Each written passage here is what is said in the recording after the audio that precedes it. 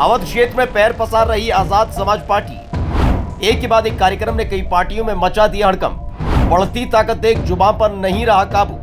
बनने आए थे मुसलमानों के रहनुमा, एक बयान ने करा दिया बवाल। मिल्कीपुर सीट पर हुए उपचुनाव से पहले ही चंद्रशेखर की पार्टी आजाद समाज पार्टी अवध क्षेत्र में अपनी मौजूदगी दर्ज कराने में जुटी है।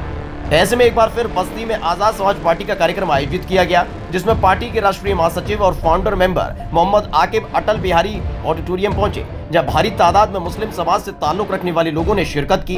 इस दौरान कई मुस्लिम समाज के लोगों ने आजाद समाज पार्टी की सदस्यता भी ली। कार्यक्रम में उमड़ी भीड़ ने मुसलमानों की राजनीति करने वाले दलों की रातों की नींद उड़ा दी है। वहीं इस कार्यक्रम के दौरान स्काई न्यूज नया भारत से बात करते वक्त पार्टी के महासचिव मोहम्मद आकिब ने विवादित बयान दे डाला। उन्होंने महाकुंभ को लेकर आपत्तिजनक टिप्पणी कर दी। मोहम्मद आकिब ने महाकुंभ में आस्था के नाम पर लूट का आरोप लगाया। कोई भी धार्मिक कार्यक्रम अगर इस देश में हो रहे हैं तो बीजेपी उसको अपना लेना श्रेय चाह रही है।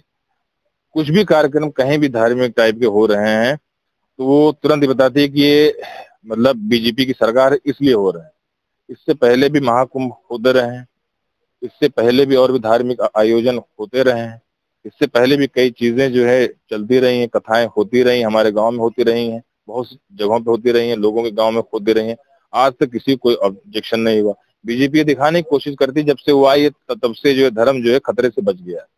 अरे तो क्या ये लोग तो जो सैकड़ों सालों से हजारों सालों से देश में रह रहे हैं, क्या वो लोग बेवकूफ थे कि अपना धर्म का पालन करते हुए इस देश की मिट्टी को सर माथे से लगाए हुए इस देश में रह रहे हैं? क्या बीजेपी आई है तभी जो है धर्म आया है? क्या बीजेपी के आने से ही ये धर्म की सुरक्षा हुई है? क्या बीजेपी के आने से ही यहाँ पे भगवानों की उत्पत्ति हुई है? ये लोग ये दर्शाना चाह रहे हैं। तो ये लोग दिल से सच्चे नहीं है। ये लोग सब अलगाववादी और सांप्रदायिक टाइप के लोग हैं।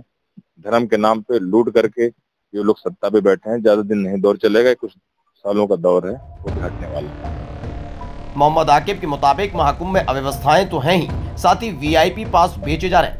यही नहीं, योगी सरकार पर आस्था से खिलवाड़ करने का आरोप लगाते हुए केंद्रीय प्रदूषण नियंत्रण बोर्ड की तरफ से जारी रिपोर्ट का हवाला देते हुए नदी के पानी को गंदा बताया। आस्था या कोई भी धर्म की किताब सबको ये कहती है कि आप कोई भी आस्था करें तो आंख और कान और दिमाग खोल कर करें। कोई हमसे अगर बोल दे कि कहीं पे जाके आप नमाज पढ़ लो तो इसका मतलब ये नहीं कि अजान हुआ और हमने नमाज वहीं पे बैठे बैठे पढ़ ली। हम अपने अक्ल का इस्तेमाल करें, अपने आंख का इस्तेमाल करें, अपने कान का इस्तेमाल करें कि हमें किस जगह नमाज पढ़नी चाहिए, किस जगह नहीं पढ़नी चाहिए। वैसे ही उस आस्था के प्रति जितने लोग हैं उन लोगों को भी ये तय करना चाहिए अपने अक्ल और दिमाग से कि अगर वो डुबकी, गंगा तो हर जगह है, महाकुंभ हर जगह है, तो अपने आस्था के अनुसार वहां पे डुबकी लगा ले जहां पानी साफ हो।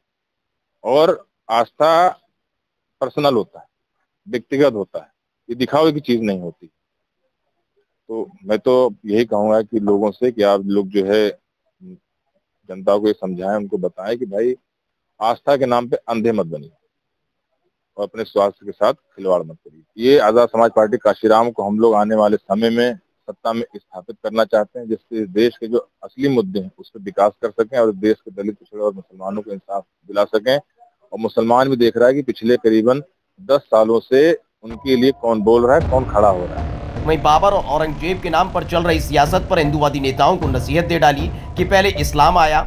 यही नहीं, बीजेपी के नेताओं पर हमला बोलते हुए कहा कि बीजेपी के नेताओं की तरफ से मुसलमानों पर की जा रही टिप्पणी उनकी गंदी मानसिकता को दर्शाती है और अलगाववादी ताकतें देश पर राज कर रही हैं। ये लोग मानसिक विक्षिप्त लोग हैं जिनको सही से ज्ञान ही नहीं है कि इस्लाम है क्या चीज, इस्लाम की खूबसूरती क्या है।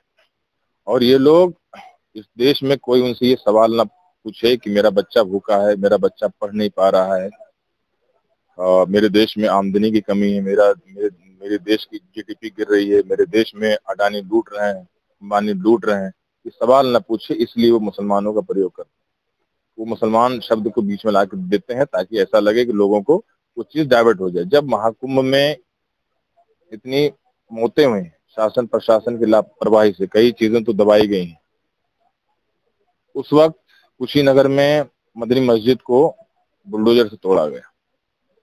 तो आप ये साजिश देखिए कि कैसे वहां से डाइवर्ट करके लोगों को यहाँ पे किया गया कि लोगों के बीच में अगर ये चीज सवाल ना उठे कि इतने मौतों का जिम्मेदार वो जो सीएम की कुर्सी पर व्यक्ति बैठा है वो कैसे है, ये कोई सवाल ना करे कि सीएम की कुर्सी पे जो माननीय योगी आदित्यनाथ जी बैठे हैं 5 सालों से ऊपर, उनको इतना अनुभव नहीं है कि एक जो है महाकुंभ, एक मेले का संचालन सही कर पाए। उनसे कि कोई ये सवाल न पूछे, इसलिए वो बुलडोजर उस मदनी मस्जिद पे उन्होंने भेज दिया, उसको तोड़कर ये लोगों के बीच में भ्रम फैलाए ताकि लोगों का ध्यान उनसे हटके उस पर चला जाए। इसके अलावा मोहम्मद आकिब ने यूसीसी समेत कई मुद्दों पर भी अपनी बात रखी और खास तौर पर मौजूदा सरकार पर निशाना साधा। योगी साहब ऐसा दर्शाते हैं जैसे वो जो है हिंदुओं के खिलाफ है या अन्य मजहब के खिलाफ। हालांकि उन्होंने जब विरोध जताया तो उनके विरोध जताने में 15 शब्द 20 शब्द ऐसे थे जो उर्दू के थे, उनको यही नहीं पता था। जो उनके पीछे भी बैठे थे कैबिनेट मिनिस्टर हैं, वो भी मुस्लिम समाज से आते हैं, और जो उर्दू का शब्द भी ले रहे थे वो खुद में एक उर्दू शब्द है।